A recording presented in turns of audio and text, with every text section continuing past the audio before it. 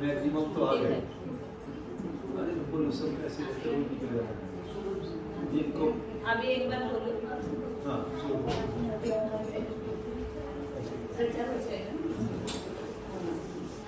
आवाज वाढवायचे नंतर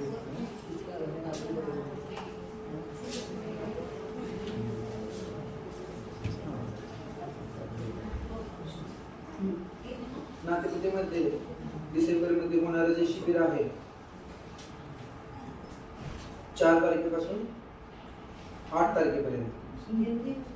हाँ, अपनी गजा बहन उनकी स्मृति में दिसंबर में 4 तारीख से 8 तारीख तक शिविर होने वाला है।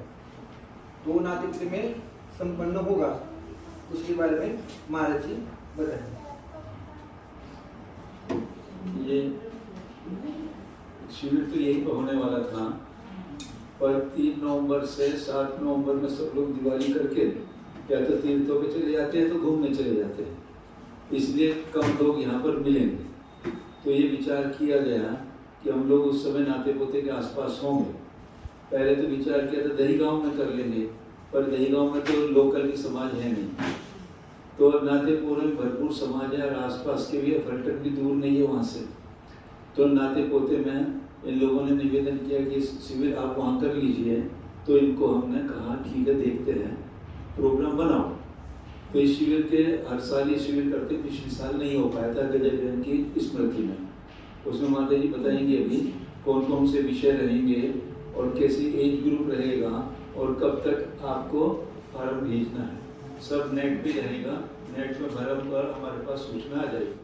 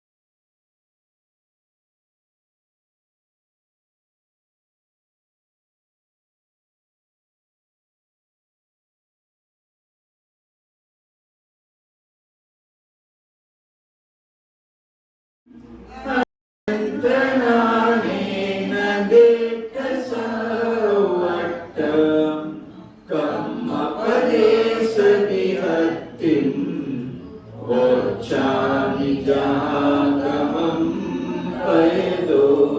पंच परमेष्टि भगवान की जय। देवादिदेव श्री महावीर भगवान की जय। आचार्य श्री यति वृषभ भगवंत की जय। श्री गुंदर भट्टारक भगवंत की जय। आचार्य श्री वीरसेन स्वामी भगवंत की जय।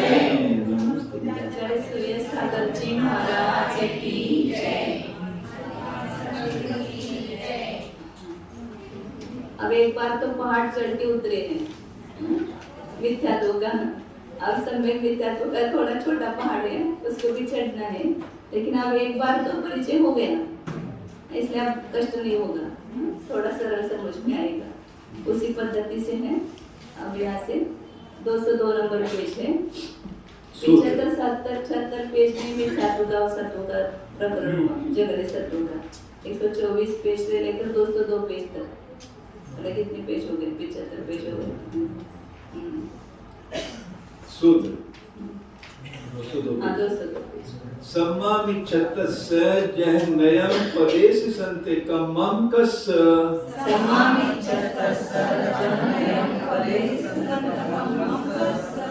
सम्यक मिथ्यात्व का जगन प्रदेश सत्कर्म किसके होता है? यह सूत्र सुगम है। तथा चेव सुहम मणि गोदेशु कम मिठ्ठिदे मच्छिदोन तदो तसेसु संजमा संजमम संजमम सम्मत्तम च बहुसो लद्धून चत्तारी वारे कसाय उसामेदून वे छावट्टी सागरो मानी सम्मत मनु पालेदून मिच्छत्तम गदो।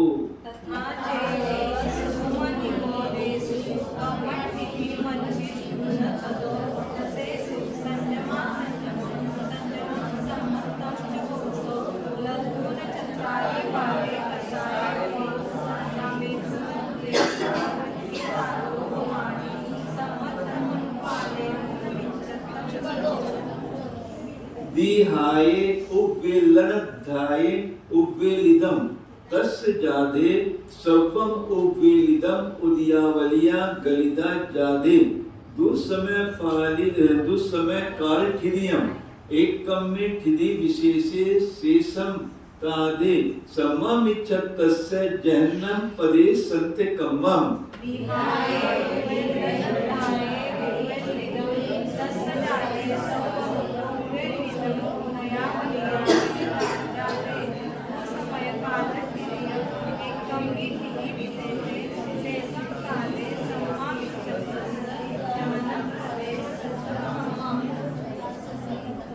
जो उसी प्रकार कर्म स्थिति प्रमाण काल तक सूक्ष्म निगोदियों में रहा, फिर त्रसों में संयम और सम्यक को अनेक बार प्राप्त करके 4 बार कषायों का उपशम कर और 266 सागर काल तक सम्यक का पालन कर मिथ्यात्व को प्राप्त हुआ। वहाँ उद्वेलना के सबसे उत्कृष्ट काल द्वारा सम्यक मिथ्यात्व की उद्वेलना करते हुए जब सबकी उद्वेलना कर ली और उद्यावली गल गई, किंतु 2 समय काल की स्थिति एक स्थिति विशेष में शेष रही, तब उसके सम्यक मिथ्यात्व का जगत प्रदेश सत्कर्म होता है। मतलब जहाँ मिथ्यात्व का बताने के लिए उसके क्षपणा में गए, वहाँ क्षपणा में न जाकर इसको मिथ्यात्व में ले जाना। 266 सागर भ्रमण करने के बाद क्षपणा की उसका जगन लिया था ना, मिथ्यात्व का जगन सत्व। ये वहाँ क्षपणा न करके वहाँ से मिथ्यात्व में गया, 266 सागर काल तक सम्यक्त्व में रह करके पुनः मिथ्यात्व में गया। वहाँ उद्वेलना की पूरी मिथ्यात्व इसकी समय मिथ्यात्व की, फिर उद्वेलना के लास्ट में जो उद्वेलना कांड का अंतिम गिर गया, फिर एक अवली प्रमाण स्थिति रही और वो भी एक स्थिवक संक्रमण होकर के मिथ्यात्व रूप से गई और एक निषेध बचा लास्ट का 2 स्थिति वाला। उस समय उसका जगन स्थिति होगा, यार क्षय में नहीं होगा जगन स्थिति, क्योंकि वहाँ पर क्षय में क्यों नहीं होगा? क्योंकि समय मिथ्यात्व का उत्कृष्ट होता है ना द्रव्य, वहाँ मिथ्यात्व का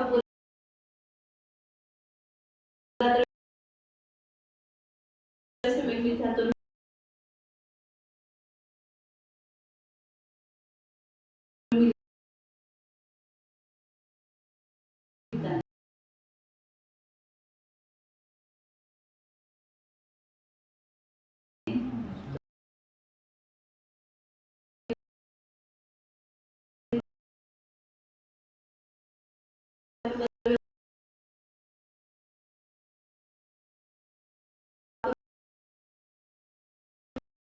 संतुष्ट हुआ, उसमें भी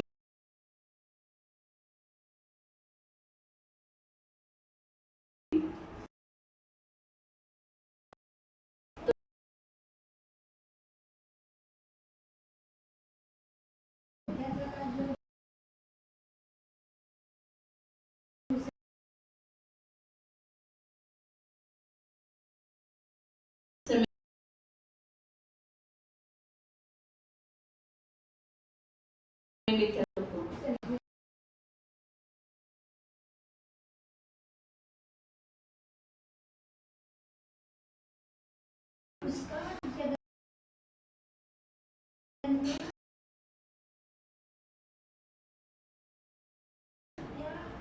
हाँ, वो एक ही समय में नहीं मिलता है ना,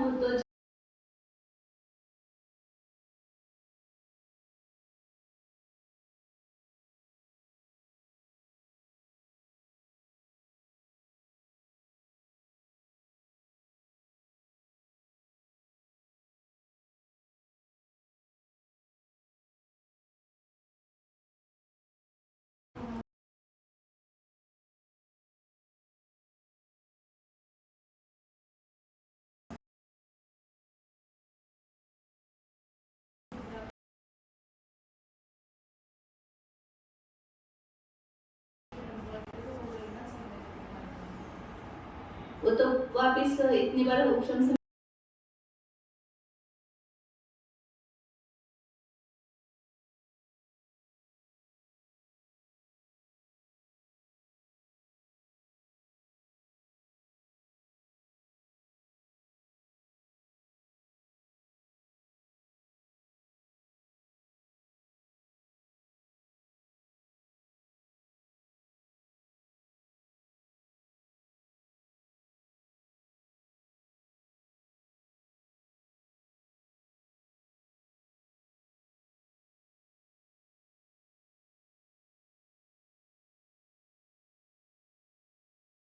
स्टिबुक संक्रमण भी हो रहे हैं।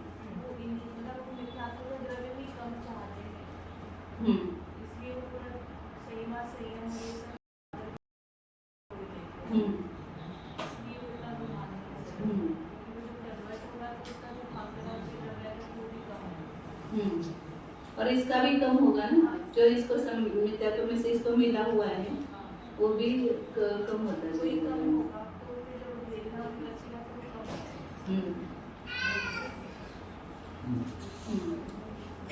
हाँ, गुण नहीं घूमेगा तो उतने निषेध बचे रहेंगे ना इसके, फिर वो जाकर के उद्वहन करेगा तो उसका द्रव्य बढ़ा होगा ना। सब में मिथ्यात्व में नहीं रहा, बस जा रहा है इतना 266 सागर। इस समय मिथ्यात्व मिल भी रहा है, मिथ्यात्व विद्या संक्रमण से, और समय मिथ्यात्व से समय प्रकृति में जा भी रहा है।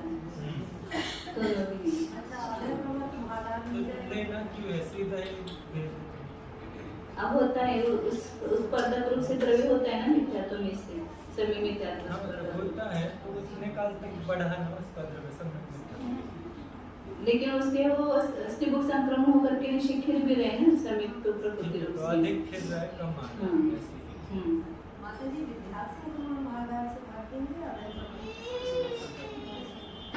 विद्या संक्रमण होता है ना, संवेद में विद्या संक्रमण होता है।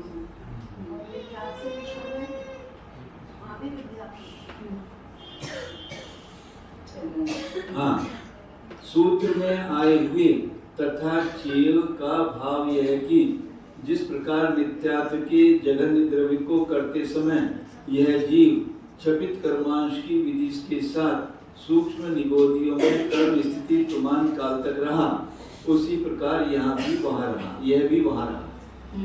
सूत्र में आए हुए तदो तसेसु का भाव है कि तदनंतर त्रसों में उत्पन्न होकर वहाँ बहुत बार संयम और सम्यक को प्राप्त हुआ।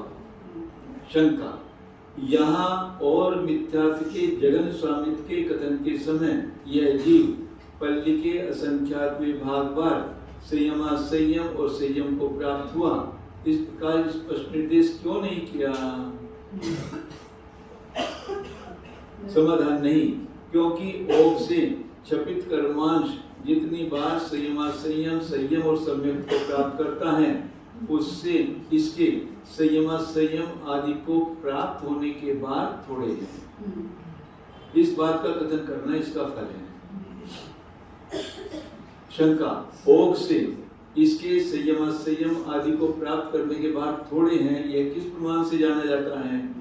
समाधान, अन्यथा पल्ली के असंख्यातवें भाग से अधिक 266 सागर काल तक इसका परिभ्रमण करना बन नहीं सकता है। इससे जाना जाता है कि यह भोग से कम बार संयम आदि को प्राप्त होता है। 266 सागर में भी तो प्राप्त होता रहेगा ना, संयम को प्राप्त करेगा तभी तो ऊपर के स्वर्गों में जा पाएगा ना। पूरे वहाँ पर ये कर देंगे तो यहाँ फिर क्या होगा? तो इसलिए 266 सागर तक घूमा नहीं है, इसलिए वो पूरे नहीं किए। बहुत कम बार जाएगा तो टाइम पीरियड कम, बहुत कम बार ऐसा नहीं कहा, कुछ कम बार, बहुत कम बार का कहा नहीं, कुछ कम बार का मतलब है टाइम पीरियड कम। हाँ, पूरे नहीं हुए भोग, जितने होने चाहिए उतनी बार नहीं हुआ, अनेक बार हुआ ऐसा कहा।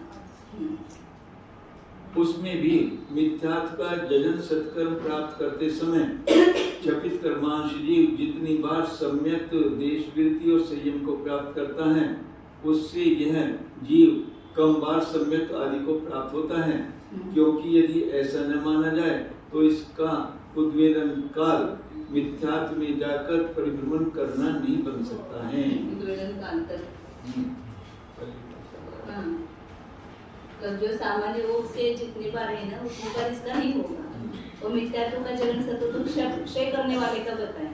अभी उद्वेलना काल पूरा लेकर के पूरी उद्वेलना कर रहे हैं, तो इसलिए इसके पूरे नहीं हुए इतनी बार, तो सम्यक वाली बार नहीं हुई। हाँ। सूत्र में चत्तारी बारे इत्यादि पाठ देने का यह प्रयोजन है कि यहाँ अर्थात सम्यक मिथ्यात्व का जगन सत्कर्म प्राप्त करते समय कषायों की 4 बार उपशामना करना विरुद्ध नहीं है, क्योंकि जिसने 4 बार कषायों का उपशम किया है उसका भी 266 सागर काल तक परिभ्रमण करने में कोई बाधा नहीं आती। सूत्र में वे छावठी से जो 266 सागर काल लिया है वह सो यह पहले के 266 सागर काल से कम है, क्योंकि ऐसा माने बिना इसका मिथ्यात्व में जाना नहीं बन सकता। पूरा 66 सागर रहेगा तो वो क्षय करेगा, कुछ कम 266 सागर जो मिथ्यात्व में जाने वाला। शंका, यदि कम है तो बेछावटी पद का निर्देश कैसे आया? मतलब 266 यदि घूमा तो वो नियम से क्षय करेगा। यदि कम है तो बेछावटी पद का निर्देश कैसे किया? समाधान नहीं, क्योंकि समुदाय में प्रवर्त हुए शब्द उसके अवयवों में भी रहते हैं। इस न्याय का अवलंबन करने पर उस बात के मान लेने में कोई विरोध नहीं रहता। दी हाय उद्वेलना काल जगन भी है, इस प्रकार का ज्ञान कराने के अभिप्राय से उसका निषेध करने के लिए सूत्र में दी हाय इस पद का निर्देश किया है। दीर्घ उद्वेलना के जगन भी काल है, उत्कृष्ट भी काल है और उसके बीच के भी कालेंगे, मतलब तो सबसे दीर्घ काल के द्वारा कर रहे हैं तो ज्यादा निर्जरित हो जाएगा ना उसका, तो कम संचय रहेगा। यदि कहा जाए कि तब भी दीर्घ पद का निर्देश करना निष्फल है, सो भी बात नहीं है, क्योंकि ऊपर चढ़कर स्थित सूक्ष्म गोपुच्छा के ग्रहण करने के लिए इसका उपदेश किया है। अर्थात जाएगा तो उसकी गोपुच्छा सूक्ष्म हो जाएगी, अर्थात जितना बड़ा उद्वेलना काल होगा अंत में उतनी छोटी गोपुच्छा प्राप्त होगी, इसलिए इसे निष्फल मानने में विरोध आता है। यद्यपि आधी उद्वेलना करने पर भी उद्वेलना कर दी ऐसा कहा जाता है, अतः पर्याय न्याय की अपेक्षा इस कथन का विरोध करने के लिए जब सबकी उद्वेलना की इस प्रकार का निर्देश पूरी उद्वेलना हो गई। इसी प्रकार उदयावली गल गई, यह निर्देश पर्याय न्याय की अपेक्षा से किया है, अन्यथा उदयावली में 2 समय शेष रहे इस प्रकार का कथन नहीं बन सकता। सूत्र के शेष अवयव सुगम हैं। उसमें भी लास्ट उद्वेलना का कांडक गुण संक्रमण से होता है, तो गुण संक्रमण होता है वहाँ लास्ट के कांडक में, यही चरण लास्ट के कांडक में लास्ट वाला चरण भी चरण वाला सर्व संक्रमण से नहीं, चरण की अंतिम फाली सर्व संक्रमण से अच्छा चलेगी तब के और बाकी सब गुण संक्रमण से चलेगी।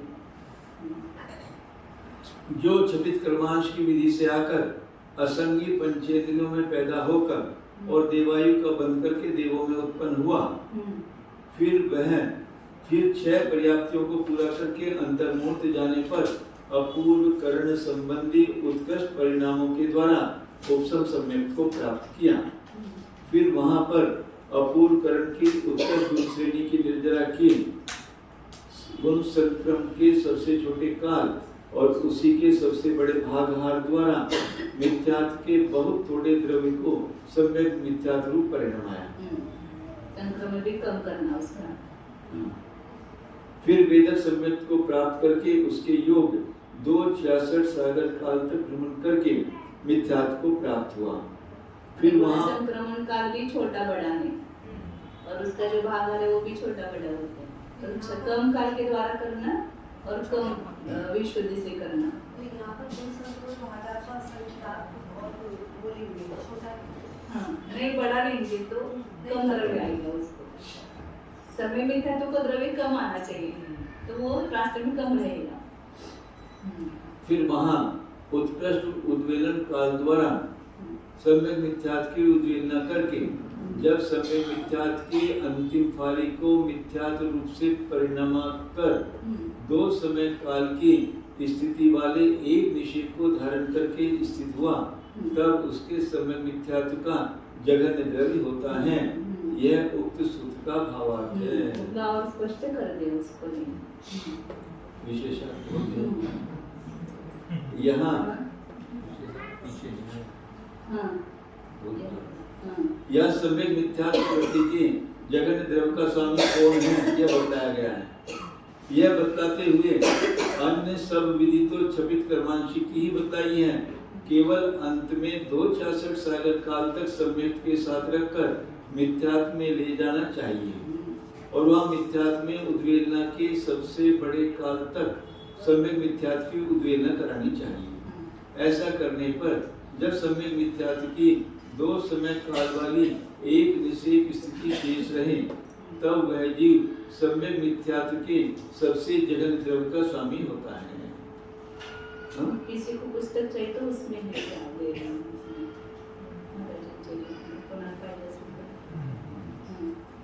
यहाँ उद्वेलना का यह उत्कृष्ट काल प्राप्त करने के लिए संयम असंयम संयम और सम्यक को प्राप्त करने के बाद थोड़े कहने चाहिए तथा वेदक सम्यक का 266 सागर काल भी कुछ न्यून लेना चाहिए। ऐसा करने से अंत में उद्वेलना का बड़ा काल प्राप्त ही हो जाता है। क्षपन से सम्यक मिथ्यात्व का जगन द्रव नहीं प्राप्त होता है, क्योंकि सम्यक दृष्टि के मिथ्यात्व का द्रव सम्यक मिथ्यात्व में संक्रांत होता रहता है, पर मिथ्या दृष्टि की यह क्रिया न होकर उद्वेलना संक्रमण होने लगता है। क्या उल्टा होगा ना, सम्यक मिथ्यात्व का मिथ्यात्व रूप बने लगेगा। हाँ, अतः मिथ्या दृष्टि के ही सम्यक मिथ्यात्व का जगन द्रव प्राप्त किया जा सकता है। सपना में उल्टा मिथ्यात्व का सम्यक मिथ्यात्व को प्राप्त होता है और यह सम्यक मिथ्यात्व का मिथ्यात्व में जाता है उद्वेलना, इसलिए इसका द्रव्य कम होता जाएगा, खाली होता जाएगा। यही कारण है कि यहाँ सबके अंत में सम्यक मिथ्यात्व की उद्वेलना कराते हुए एक निषेध के शेष रहने पर उसका जगन द्रव प्राप्त किया गया है। स्थिति जब अपन स्थिति सत्कर्म बताए तो यहाँ पर भी जगन स्थिति सत्व था और वहाँ पर भी, क्योंकि वहाँ पर एक समय की स्थिति रहे, 2 समय की स्थिति रहेगी ना इसकी, और वहाँ पर भी 2 समय की स्थिति रहेगी। तो जगन स्थिति सत्व वहाँ ले गए यहाँ ले गए। स्थिति सत्व बताते समय 2 समय की स्थिति रहती है ना लास्ट में, तो उद्वेलना में भी रहेगी और क्षय में भी रहेगी, तो दोनों जगहों में सामित होता है। जो समय मिथ्यात्व के अंतिम का फाली गिरेगी, अंतिम कांड गिरेगा, उसके बाद उद्यावली रहेगी, तो एक स्थिति संक्रमण होकर के लास्ट में 2 समय स्थिति वाला एक निषेध रहेगा ना वहाँ पर, लेकिन वो निषेध बड़ा होगा, इसलिए प्रदेश की अपेक्षा से वो जगन्य नहीं होगा, समय की अपेक्षा। स्थिति की अपेक्षा से वो भी तो समय की स्थिति जगन्य स्थिति हो सकती है। लेकिन वो प्रेरणा के टाइम में तो प्रदेश सब तो जगह है। हाँ, उद्वेलना में प्रदेश तत्व जगन्य आएगा और स्थिति सत्व भाई पर और यहाँ पर दोनों जगह दोनों स्वामी हैं इसके। तो प्रेरणा के टाइम में प्रदेश सब इसलिए जगह में आएगा क्योंकि काफी भ्रमण करेगा। हाँ, उद्वेलना काल भी बड़ा है ना, तो उसमें भी बहुत सारा द्रव्य समय मिथ्यात्व का संयुक्त रूप हो जाएगा। अब यहाँ उपसंहार का कथन करते हैं। उत्कृष्ट निर्लेपन काल 266 सागर हैं और उत्कृष्ट उद्वेलना काल पल्लिके संकेत व भाग प्रमाण है। सो कर्म स्थिति के पहले समय से लेकर इतना काल ऊपर चढ़कर बंध को प्राप्त हुए समय प्रबद्धों का एक भी परमाणु स्वामित्व के अंतिम समय में नहीं पाया जाता। अब वो द्रव्य कितना है वो बता रहे वहाँ पर समय मिथ्यात्व का जो एक जगह सत्व रहेगा ना उसमें द्रव्य कितना होगा। तो उस इसमें जैसे मिथ्यात्व का बताया था ना, क्योंकि कितना ऊपर गया है पल्ले का संकेत व भाग 132। एक समय 266 साल ऊपर गया था।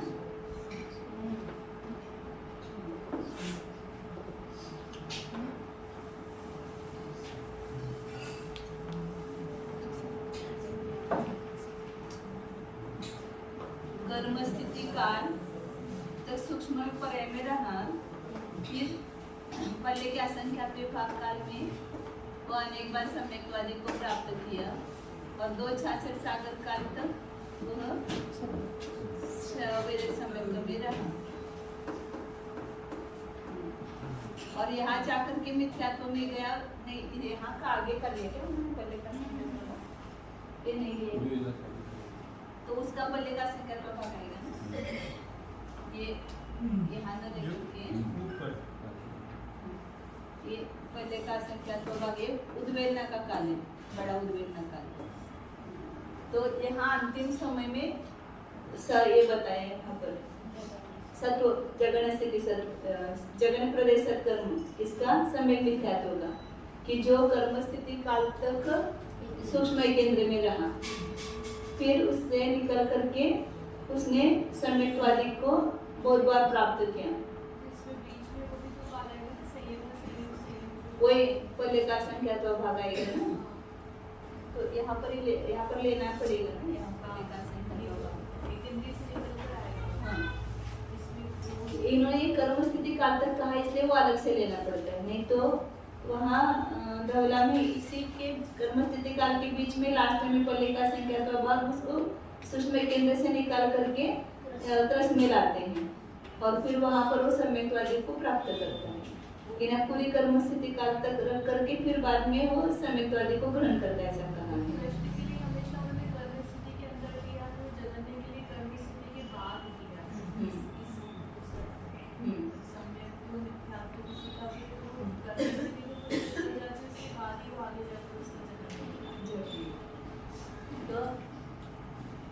तो यहाँ पर बता रहे कि ये पहले के असंख्यात भाग काल होते हैं ना कागे हाँ।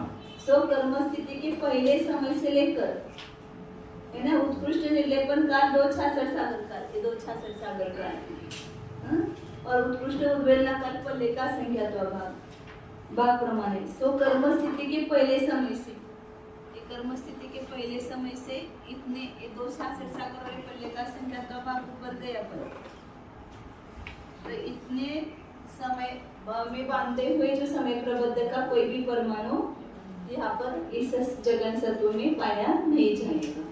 इसकी चर्चा नहीं की वहाँ पर उन्होंने इस पहले के संख्या भाग की चर्चा नहीं की, केवल उद्वेलना काल और लिया 266 सागर लिया।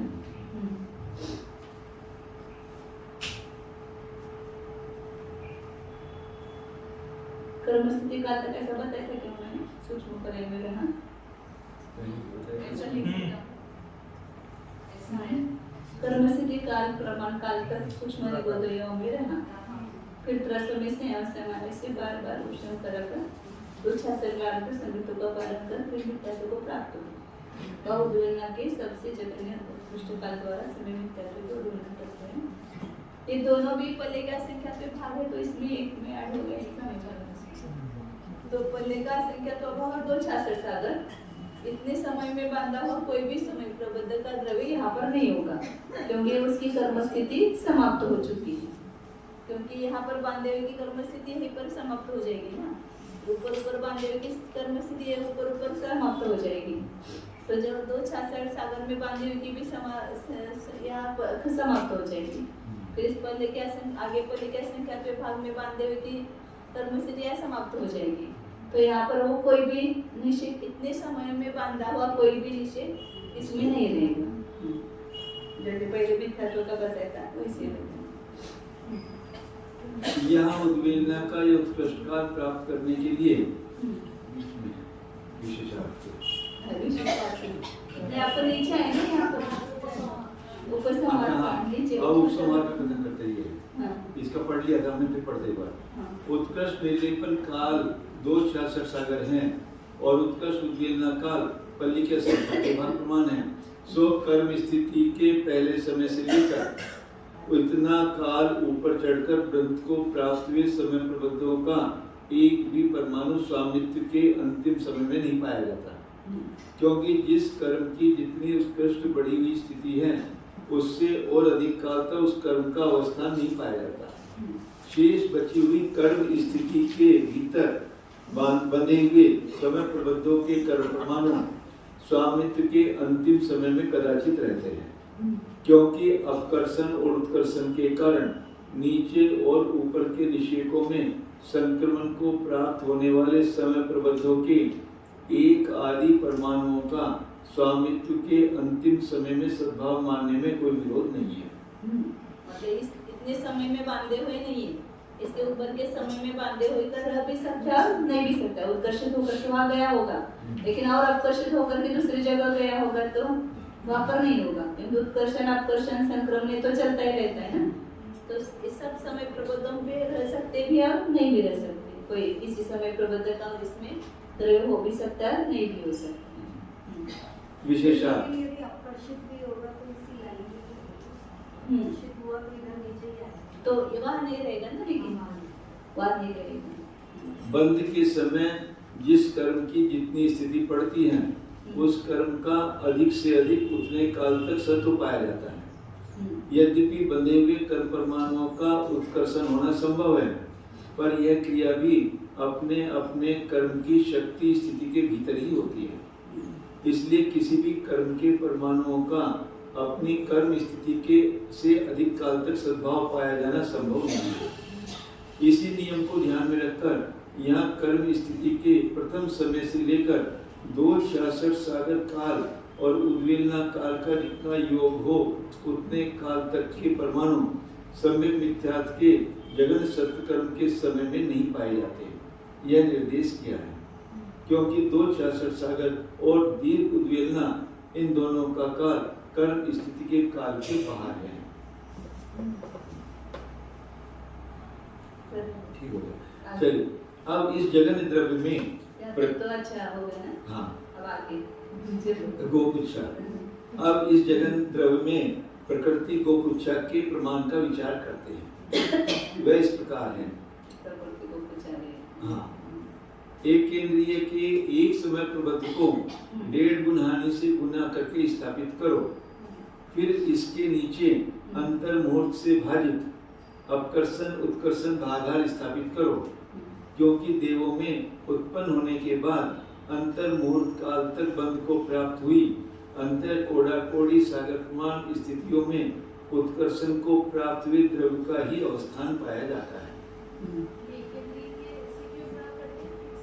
क्योंकि वो सब कर्म स्थिति काल में कमाए हुए समय प्रबंध है ना, तो वो जो सत्ता में है उनके एक केंद्र के समय प्रबंध है, इसलिए एक केंद्र के समय प्रबंध लेकर के अब एक पंचेंद्रिय में जब जाएगा वो तो उसके भी बांधन करेगा, तो उसकी स्थिति अंतर कोड़ाकोड़ी सागर बांधेगा, तो उतनी स्थिति में उत्कर्षित हो जाएंगे। ये जो समय प्रबंधन है सत्ता में है तो उसका उत्कर्षण उतनी स्थिति में हो जाएगा अंतर कोड़ाकोड़ी सागर स्थिति में। वहाँ से उन्होंने एक केंद्र से आसौदनी में ले गए और आसौदनी पंचेंद्र से भुवनवासी में ले गए, और वह 10,000 वर्ष की आयु लेकर के उत्पन्न हुआ और वह उसने समय तो किया जाते अंतर्मुहूर्त में। वो कैसे होता होगा? उसको वहाँ पर कुछ भी संस्कार नहीं है और अंतर्मुहूर्त जाते उसको समुद्र में गया होगा या किसी समय दृष्टि देव का वगैरह सानिध्य मिला होगा तो उसको पता होगा समय तो मतलब कुछ ना कुछ निमित्त तो चाहिए ना उसको समय तो उत्पन्न करने की। हाँ ज़्यादा संश्लेष नहीं होता। हाँ। लेकिन सर में तो संस्कार नहीं है ना उसके ऊपर भेद।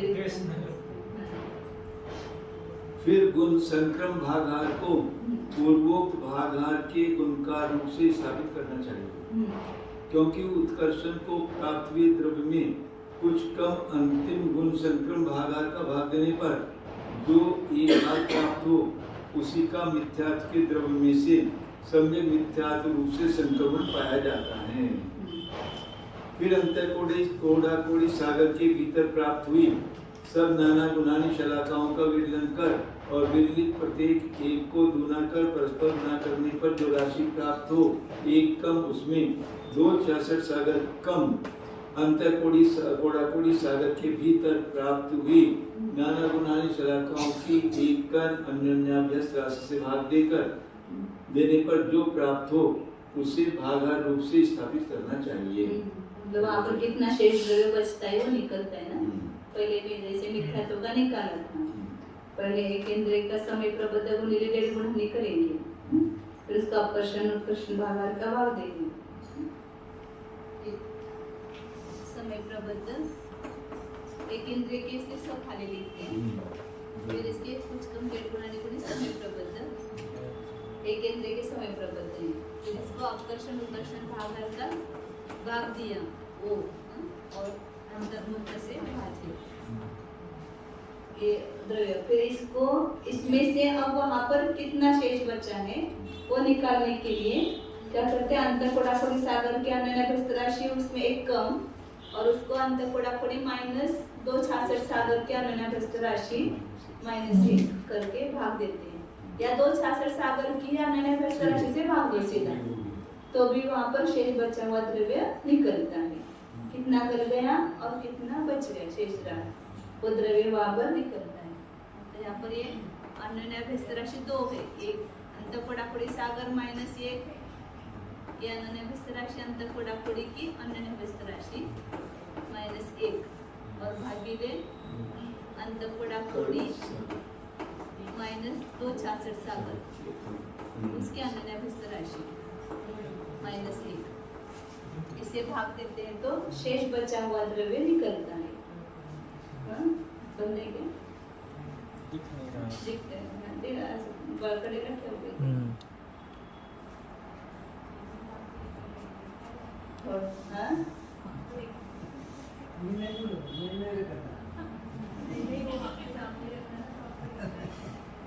हाँ मिस्टेक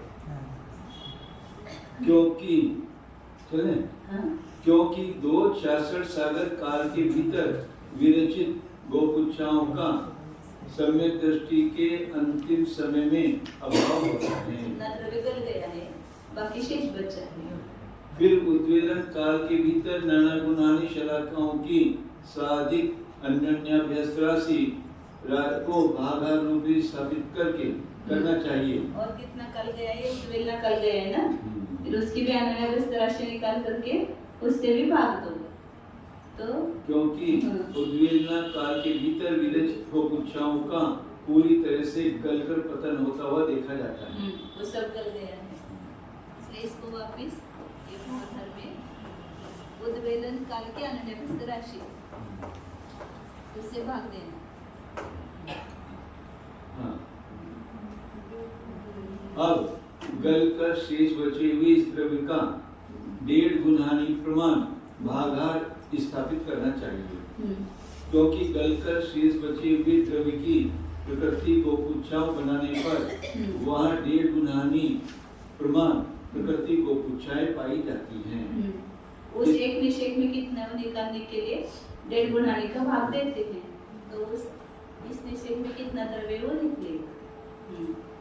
शेष बचा हुआ द्रव्य और उस निषेध में कितना द्रव्य है वो निकलेगा। इस प्रकार यह प्रकृति गोपुच्छा कही अविकृत ना 1.5 गुणाने भागाने मिळेल मतलब 12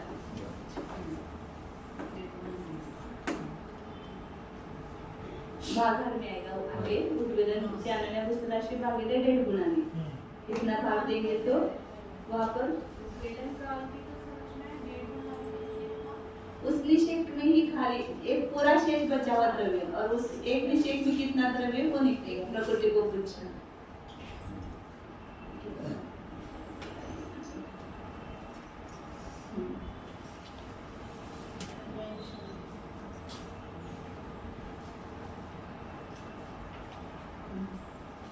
तो कुछ एक है अब चले विकृति गोपुच्छा के प्रमाण का विचार करते हैं।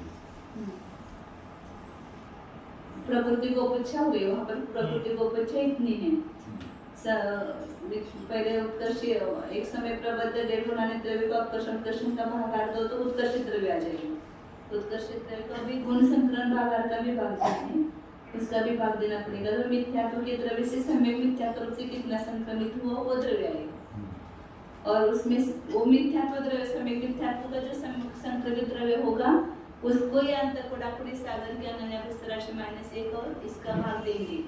फिर उद्वेलना का अनन्य राशि का भाग देंगे और 1.5 गुणाने का भाग देंगे तब प्रकृति यहाँ पर प्रकृति रूप से कितना द्रव्य है वो आएगा। तो निकालेंगे ना यहाँ पर अंतिम समय में जो जगन्य सत्व जहाँ पर है सम्यक मिथ्यात्व का उस निषेक में 2 द्रव्य हैं एक प्रकृति रूप से और एक कांडक का अंतिम फाली का गिरा हुआ विकृति को पूछा द्रव्य। तो दोनों द्रव्य निकालेंगे। तो प्रकृति का द्रव्य कितना है वो निकाला। कैसे निकाला? हमेशा की पद्धति कि जितना सत्व द्रव्य है उसको अनन्य राशि से भाग दे जितना गल गया उसका जितनी स्थिति कर चुकी उसके अनन्य राशि से भाग देंगे तो शेष बचा हुआ द्रव्य आएगा और फिर उसको 1.5 गुणाने से भाग देंगे तो पहला निषेध आ जाएगा। तो इस प्रकार ये सम्यक मिथ्यात्व का एक प्रकृति गोपुच्छा द्रव्य निकाला। अब उसमें विकृति गोपुच्छा का प्रमाण कितना है वो निकाल रहे आगे। वह इस प्रकार है प्रकृति गोपुच्छा के लाने के लिए 1.5 गुणाने से बड़े समय प्रबंध का पहले जो भागार स्थापित कराए हैं उसमें से अंत में कहे गए 1.5 गुणाने प्रमाण भागार के सिवा बाकी के सब भागार को स्थापित करो और उसमें उद्वेलना कांडक की अंतिम फाली का भाग दो तो विकृति गोपुच्छा प्राप्त होती है।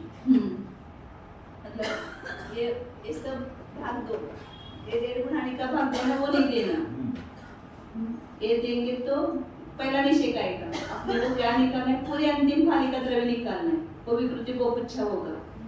तो वो कितना है तो उसके लिए वो निकालने के लिए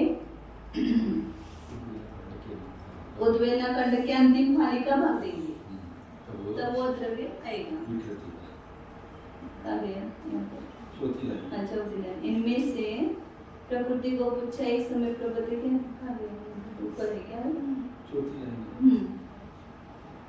1.5 गुणाने भागार के सिवा बाकी के सब भागार को स्थापित करो और उसमें उद्वेलना कांडक की अंतिम फाली का भाग दो। 1.5 गुणाने की जगह उद्वेलना कांड की अंतिम फाली का भाग देना तो विकृति गोपुच्छा प्राप्त होती है। 1.5 गुणाने का भाग देंगे तो प्रकृति गोपुच्छा आएगी। और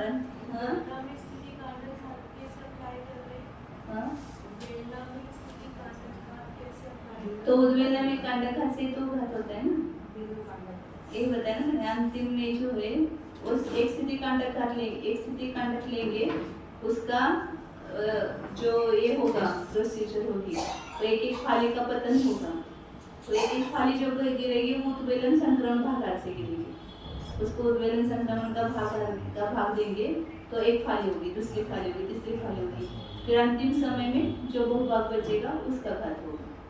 ऐसे पूरे उद्वेलना कांडक होंगे उद्वेलना कांडक से नष्ट होंगे।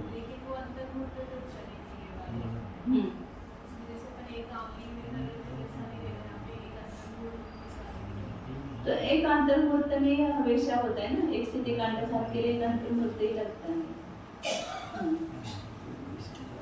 पहले के असंख्यात के भाग काल तक उद्वेलना होती रहती है।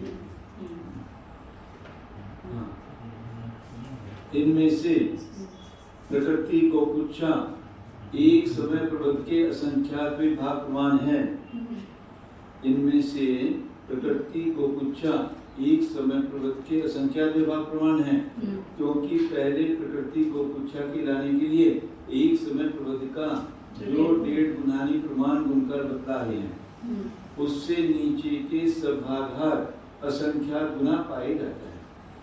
उससे नीचे का सब भागार असंख्यात गुना पाया जाता है, किंतु विकृति को कुच्छा असंख्यात समय प्रबद्ध प्रमाण पाई जाती है, क्योंकि पहले विकृति को कुच्छा के लाने के लिए नीचे जो भागार बतलाए हैं उन सबसे गुणकार रूप 1.5 गुणानी असंख्यात गुणी पाई जाती है।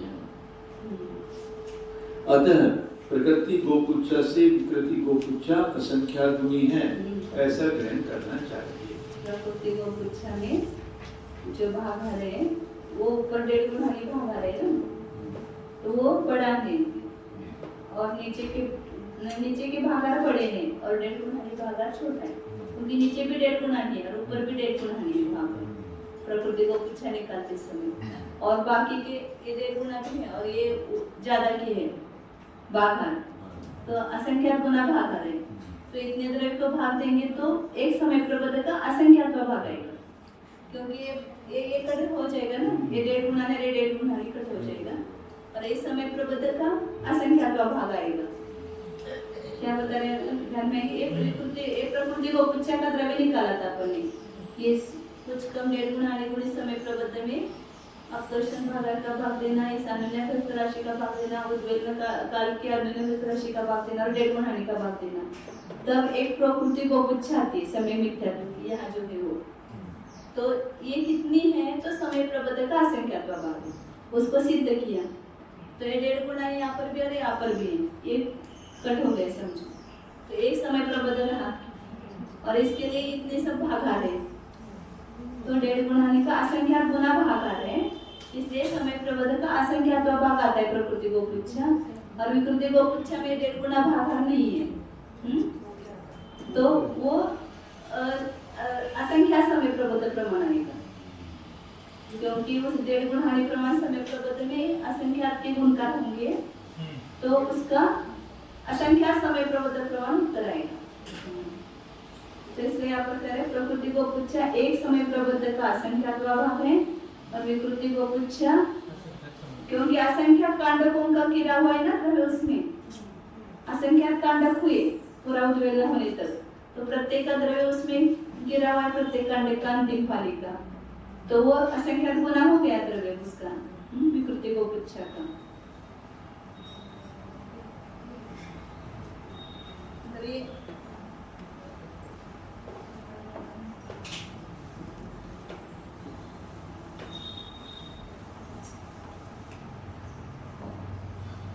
इसकी प्रकृति को कुच्छा है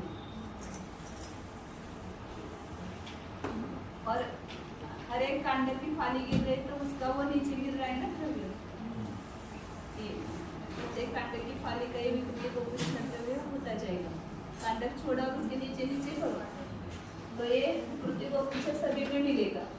तो ये प्रकृति को कुच्छा जो होगी यहाँ पर जहाँ पर भी आएगा ये द्रव्य, उसमें ये विकृति को कुच्छा बड़ी होगी असंख्यात और ये द्रव्य छोटा होगा, इस समय प्रबंध का असंख्यात भाग होगा और ये विकृति को कुच्छा जो होगी वो असंख्यात गुनी होगी, असंख्यात गुनी होगी, इससे इस समय प्रबंध का असंख्यात भाग है और ये असंख्यात समय प्रबंध है, क्योंकि हर कांडक का द्रव्य सब में मिला हुआ है। तो ये जो विकृति को कुच्छा बनी है उद्वेलन कांडक है, हाँ इसका रेशो बना हुआ है, हाँ उसमें 1.5 गुना ही भागा नहीं है पर विकृति को कुच्छा में, इसमें प्रकृति को कुच्छा में है। अब फिर से प्रकृति को कुच्छा से विकृति को कुच्छा संख्यात गुनी क्यों है, इसका कुछ अन्य कारण कहते हैं। वह इस प्रकार है, एक केंद्रियों के एक समय प्रबंध को 1.5 गुणानी से गुणित करके स्थापित करो। आगे हाँ? फिर इसके नीचे अंतर्मूर्त से भाजित अपकर्षण उत्कर्षण भागहार, कुछ कम अंतिम गुण संक्रम भागहार, अन्य एक अपकर्षण उत्कर्षण भागहार, दो क्षार सागर के भीतर नाना गुणानी शलाकाओं की अन्य अभ्यस्त राशि और उद्वेलन काल के भीतर प्राप्त हुई नाना गुणानी शलाकाओं की अन्य अभ्यस्त राशि, इन सब राशियों को भागहार रूप से स्थापित करो। इस प्रकार स्थापित करके पुनः 1.5 गुणानी को भागहार रूप से स्थापित करने पर वहाँ का लाभ प्राप्त होता है, यानी प्रकृति उपचार। 2 बार को उपकर्षण भागा दी। नहीं, एक बार ये गुण संक्रमण भाग आ रहे हैं, एक बार अपकर्षण भाग आ रहे हैं। आपने तीसरी लाइन, चौथी लाइन। अन्य एक उत्कर्षण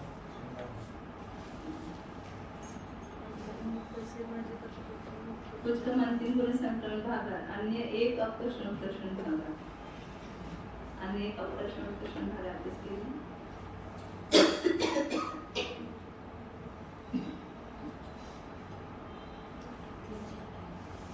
ये इसका द्रव्य है ना, समय मिथ्यात्व का।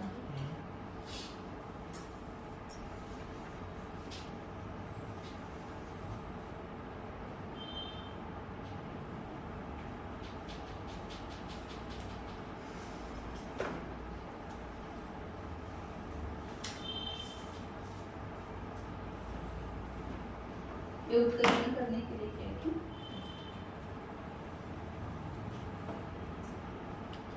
ये उत्कर्ष द्रव्य ही है, पहला भी जो अपकर्षण भाग का भाग दिया वो, क्योंकि मूल तो उसका है नहीं, पता है ना समय प्रकृति का, तो उत्कर्ष द्रव्य नीचे के उसका है। हाँ, इस प्रकार स्थापित करके पुनः 1.5 गुणानी को भाग रूप से स्थापित करने पर वहाँ का लाभ प्राप्त नहीं, प्रकृति गोपुच्छा।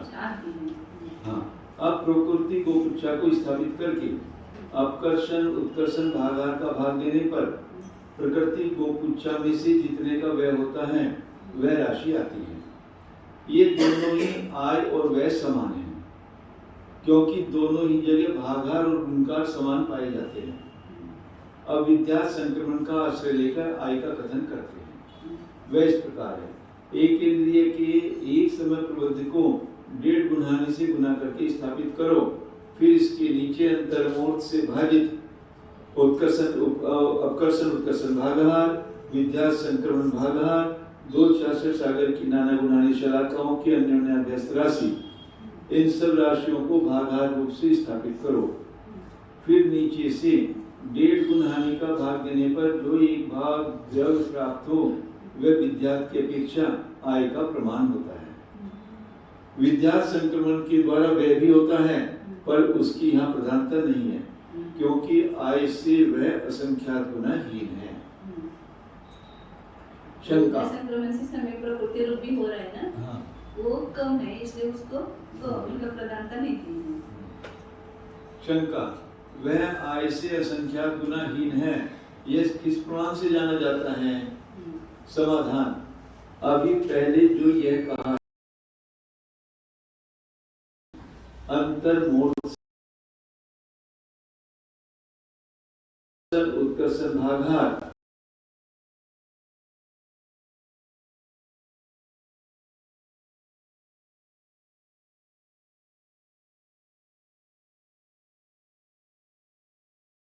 राशि 1.5 गुणानी और विद्या संक्रमण भागहार, इन सब का भाग उतना व्यय पाया जाता है।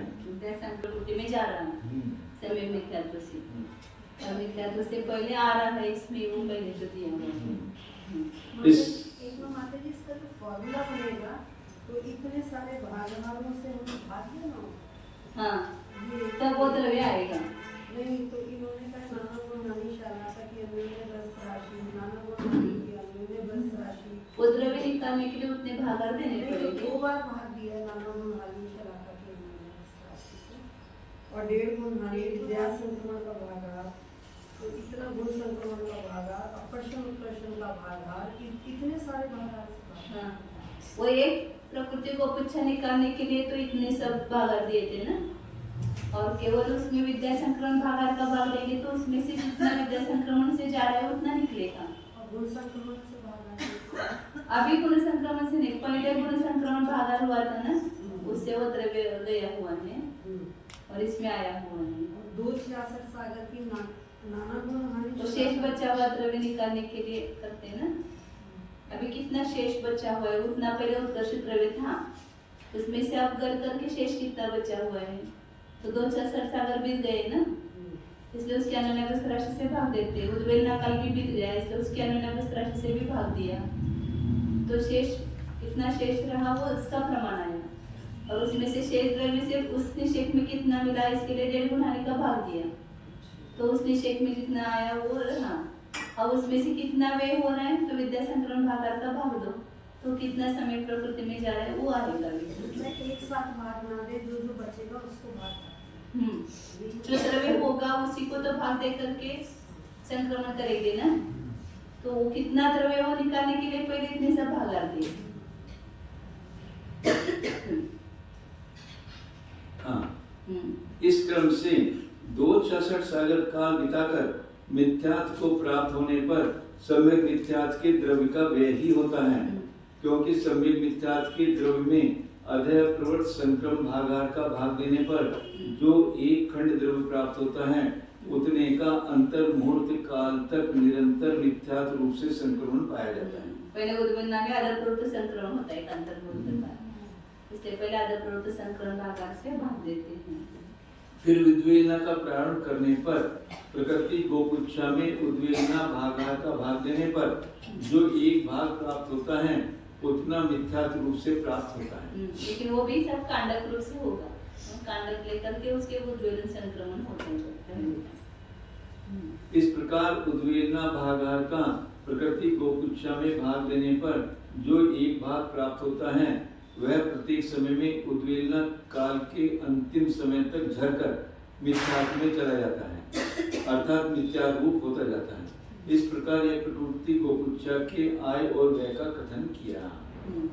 अब विकृति गोपुच्छा के महात्म्य का कथन करते हैं। महात्म्य का कथन कितना बड़ा है इसलिए उसको बताते हैं। वह इस प्रकार है, 266 सागर काल के भीतर विकृति गोपुच्छा नहीं है, क्योंकि उस काल में स्थिति कांडाघात नहीं होता। इस काल के भीतर यदा कदाचित स्थिति कांडक होता भी है तो उससे हुए संचय का प्रकृति गोपुच्छा में अंतर्भाव हो जाता है। अब प्रथम उद्वेलना कांडक की अंतिम फाली का पतन होने पर सबसे जघन विकृति गोपुच्छा उत्पन्न होती है। 1.5 गुण हानि से गुना किए गए एक समय प्रबंध में अंतर मूर्त से बाधित अपकर्षण उत्कर्षण भागार, कुछ कम अंतिम समयवर्ती गुण संक्रम भागार और 266 सागर की नाना गुणानी शलाकों की अन्योन्याभ्यस्त राशि, इन सब का भाग देने पर उपरिम द्रव्य का प्रमाण आता है। फिर इस द्रव्य में शेष बची अंतः कोड़ा कोड़ी की नाना गुणानी शलाकाओं की एक कम अन्योन्याभ्यस्त राशि को 1.5 गुण हानि से गुना करके प्राप्त हुई राशि का भाग देने पर अंतिम निषेध का प्रमाण आता है। मतलब ये ऊपर के फॉर्मूले से उपरिम स्थिति निकाली, उपरिम द्रव्य निकालना, उपरिम शेष बचा हुआ द्रव्य। फिर इन भागाहारों को प्रथम उद्वेलना कांडक की अंतिम फाली से भाग कर देने पर अंतिम फाली प्रमाण अंतिम निषेध प्राप्त होते हैं। फिर अंतिम फाली को कुछ कम करके उसका भज्यमान द्रव्य में भुज्यमान भज्यमान द्रव्य में भाग देने पर भाज्य में प्रथम उद्वेलना कांडक की अंतिम फाली का द्रव्य प्राप्त होता है। फिर इसे उद्वेलना की नाना गुणानी शलाकाओं की अन्योन्याभ्यस्त राशि का भाग देने पर प्रथम उद्वेलना कांडक की अंतिम फाली के द्रव्य का आश्रय लेकर प्रकृत गोपुच्छा में से ऊपर पतित हुए द्रव्य का प्रमाण प्राप्त होता है। ये विकृति गोपुच्छा हो जाएगी। अब इसमें 1.5 गुणानी का भाग देने पर अधिकृत स्थिति में विकृति गोपुच्छा प्राप्त होती है। अधिकृत स्थिति में जहाँ जगन सत्व का समय है उसमें कितनी विकृति गोपुच्छा मिली वो प्राप्त होती है। अब इससे आगे अंतर मुहूर्त जाकर जो दूसरे उद्वेलना कांडक की अंतिम फाली स्थित है उसका पतन होने पर जो विकृति गोपुच्छा बनती है उसके प्रमाण का विचार करते हैं। पहिले अंतिम नहीं, प्रथम कांडक की अंतिम फाली गेली, उसकी गोपुच्छा छोटी होगी विकृति गोपुच्छा। तो अब दूसरे कांडक की अंतिम फाली गेली, उसकी विकृति गोपुच्छा कितनी है वो बता रही है। पहले हर कांडक की अंतिम फाली का द्रव्य उसमें मिला हुआ है, तो इसलिए वो उसका बाद में हो गया, वो बढ़ गया विकृति गोपुच्छा। तो ये जो बेलना कांडक में है, जब ये शुरू पॉइंट से होगा तब का ये कैलकुलेशन है। हाँ, उद्वेलना काल चालू हो गया तब तब से से ना शुरुआत से हाँ। कैलकुलेशन शुरुआत से ले रहे हैं ना, अंत के समय से कर नहीं। नहीं, शुरुआत से ले रहे हैं, लेकिन यहाँ पर किस पॉइंट पर ले रहे हैं जहाँ पर सम्यक मिथ्यात्व की उद्वेलना पूरी हुई, हाँ, उस स्थान पर कितनी विकृति गोपुच्छा है ये निकाल रहे। तो ये द्रव्य वहां पर पहले कांडक से गिरा हुआ है ना उस स्थान पर, क्योंकि पहले अंतःकोडाकुटी सागर प्रमाण स्थिति थी इसके सम्यक मिथ्यात्व की, तो उसके कांडक कर घात करते करते करते आए हैं। तो लास्ट का जब कांडक मिलेगा तो वो लास्ट की विकृति गोपुच्छा हो जाएगी, वो उसमें सब की सब मिलेगी, वो तो इसमें चाहिए, इसे मिथ्यात्व में चली जाएगी। अधप्रवृत्त प्रवृत्त संक्रमण पहले है तो उसमें भी पहला स्थिति कांडक का उसमें अधप्रवृत्त संक्रमण और ये हाँ होता है, बाद में उद्वेलना संक्रमण होगा तो फिर पहले उसके बाद गुण संक्रमण, फिर उसके बाद सर्व संक्रमण। स्थिति कांडक था पहले समय से शुरू। हाँ, पहले समय उद्वेलना चालू हुई, वही उसी समय से उद्वेलना स्थिति कांडक चालू हुई। पहले भाज्य और भागार की सब राशियों की जिस प्रकार स्थापना कराई हैं उन्हें उसी प्रकार से रखकर अनंतर पहले स्थापित किए हुए भागारों से साधिक दूनी की हुई अंतिम फाली का भाग 2 तो वहाँ की विकृति गोपुच्छा का प्रमाण होता है। दूसरी कांडक की फाली गिरी ना, वहाँ की विकृति गोपुच्छा बता रहे हैं। हाँ। तो पहले भाज्य भागार की सब राशियों की जिस प्रकार स्थापना कराए पहले कांडक के समय, उसी प्रकार से रखना, और पहले स्थापित किए भागारों में साधिक दूनी की हुई अंतिम फाली का भाग 2, और पर अंतिम फाली का खाली भाग दिया था, इसमें दूनी अंतिम फाली का भाग देंगे तो विकृति गोपुच्छा आ जाएगी, पहले का कांडक की और दूसरे कांडक की दोनों में करते। तो वहाँ की विकृति गोपुच्छा का प्रमाण होता है। इस प्रकार इस विधि से असंख्यात उद्वेलना कांडकों का पतन होने पर ऊपर की एक गुणानी प्रमाण स्थितियों की हानि होती है। ऐसा भी हो सकता है, द्रव्य ऊपर का कांडक गया तो नीचे का कांडक लेंगे तो वहाँ द्रव्य ज्यादा होगा ना, पहले कांडक में द्रव्य कम होगा, क्योंकि वो गुण क्षय बढ़ता जाता है ना नीचे, गुणानी नीचे वाले गुणानी में 200 है, द्रव्य भी बढ़ता जाता है। इसलिए साधिक दूनी की हुई अंतिम फाली का भाग 2 तो वहाँ की विकृति गोपुच्छा का प्रमाण प्राप्त होता है। हाँ।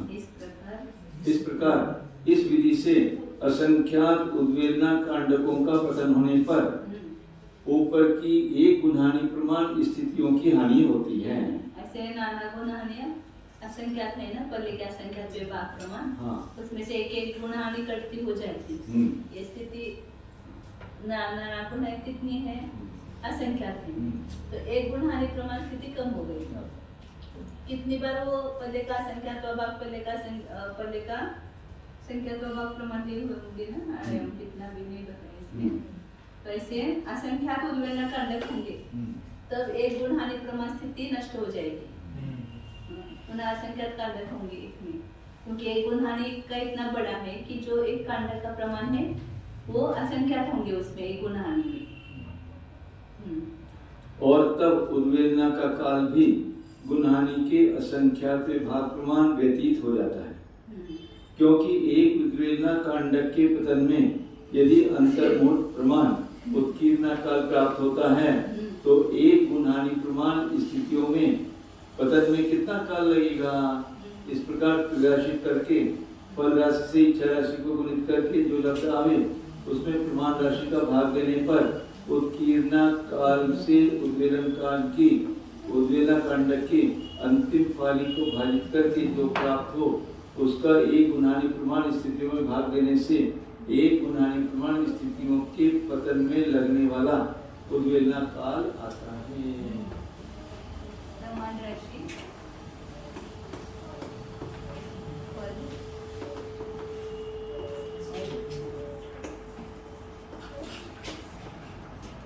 पल्ले के असंख्यात्व भाग प्रमाण वो कांडक है ना, एक एक कांडक असंख्यात्व भाग है ना।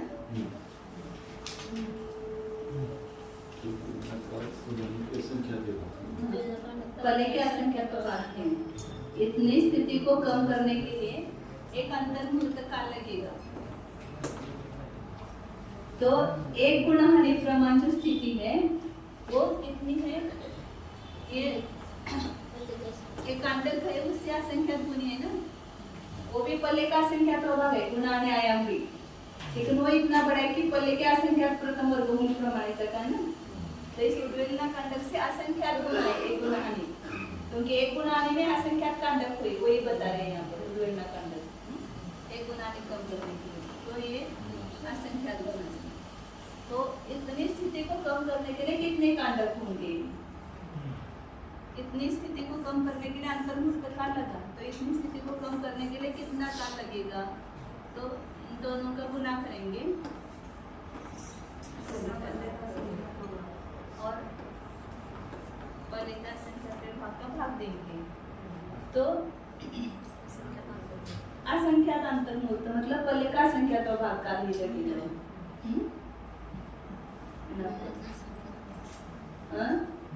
एक गुणहानि स्थितियों का उद्वेलना काल लिखना होगा, ये बताए ना।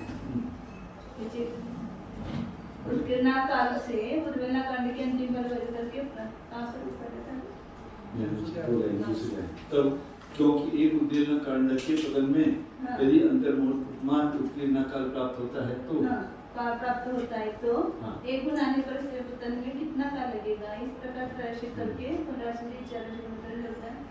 भाग देने पर उत्कीर्णा काल से उद्वेलना कांडक की अंतिम पाली को भाजित करके जो प्राप्त हो, उत्कीर्णा काल से उद्वेलना कांडक की अंतिम पाली को भाजित करके, मतलब इस उद्वेलना काल से अंतिम कांडक की इसको भाजित किया, तो भाजित करके जो प्राप्त हो उसका एक गुणहानि प्रमाण स्थितियों में भाग देने से, एक गुणहानि प्रमाण स्थिति जो है उसमें भाग देने से एक गुणहानि प्रमाण स्थितियों के पतन में लगने वाला उद्वेलना काल प्राप्त होता है।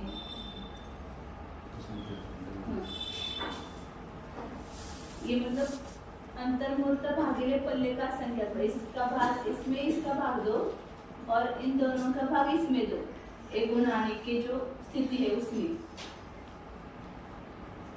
तो पूरा काल आएगा। मतलब एक गुणहानि को पूरा खत्म करने के लिए कितना काल है, एक पल्ले का संख्यात भाग करने के लिए इतना काल, तो इतनी एक गुणहानि प्रमाण स्थिति को कम करने के लिए कितना काल लगेगा, तो उसका उन्होंने ऐसे बताया। अंतर्मुहूर्त में पल्ले का संख्यात भाग का भाग देंगे और इसका भाग इसमें देंगे, तो वो आएगा। तो असंख्यात अंतर्मुहूर्त लगेगा, असंख्यात अंतर्मुहूर्त मतलब पल्ले का संख्यात भाग, तो पल्ले का संख्यात भाग इसका शब्द आएगा। असंख्यात अंतर्मुहूर्त बराबर पल्ले का संख्यात भाग। अब यहाँ की चले आगे, अब यहाँ की विकृति को पुच्छा के प्रमाण का विचार करते हैं। तो ये कितना घातक है अभी, आप थोड़ा सुनिए अभी। विकृति को पुच्छा का प्रमाणानं दोन स्थिती कांडक भाग केल्यावर द्रव्य त्याच्यात पण राहते आणि संक्रमित होऊन स्थिति कांड उद्वेलना कांड करेंगे तो समय मिथ्यात्व में अपने अपने लेवल मिलेगा और मिथ्यात्व से संशय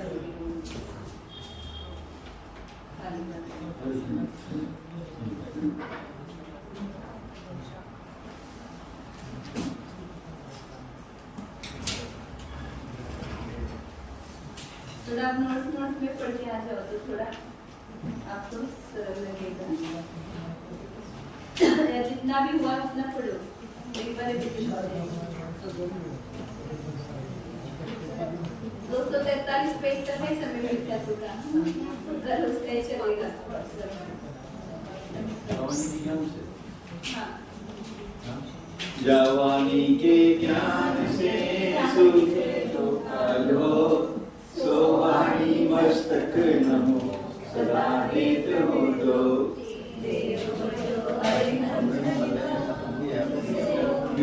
सकल कर्म साधन भावना शक्ति से शुद्ध भक्ति कार्य सर्वम करो मेरा।